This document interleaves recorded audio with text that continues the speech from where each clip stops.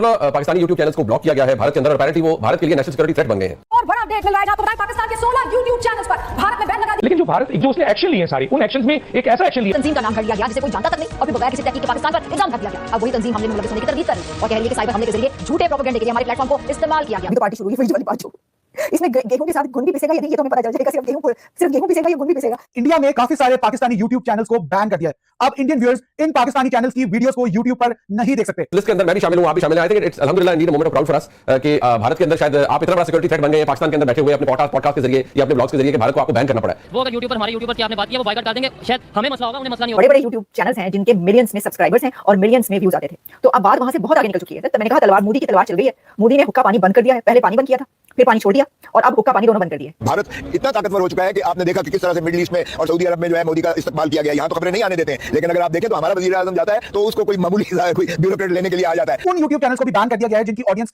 80%।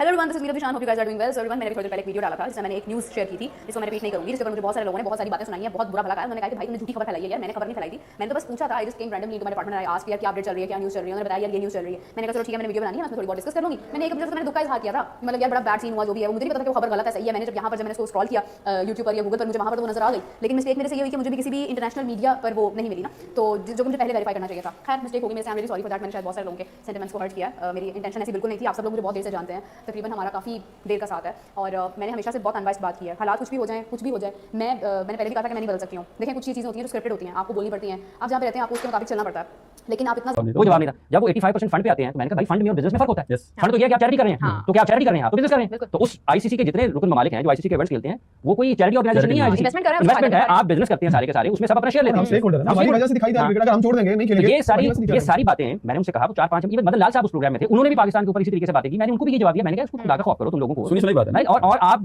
पाकिस्तान के ऊपर बात करते हैं, पाकिस्तान और भारत के माबैन अभी कुलभूषण यादव पाकिस्तानी इदारों की हिरासत में है। वो कौन है? जस्टिन ट्रूडो ने प्रेस कॉन्फ्रेंस की एक से ज्यादा मतलब जो कनाडा के वज़ीर-ए-आज़म थे कि वहां पर भारतीय हुकूमत दहशतगर्दी कार्रवाइयों में मुलविस है, टारगेट किलिंग कर रही है। ठीक है, गुरप्रीत सिंह साहब को आप अमेरिका में सुने, वो आपकी हुकूमत के बारे में क्या बातें कर रहे हैं। आप क्या पाकिस्तान के ऊपर आकर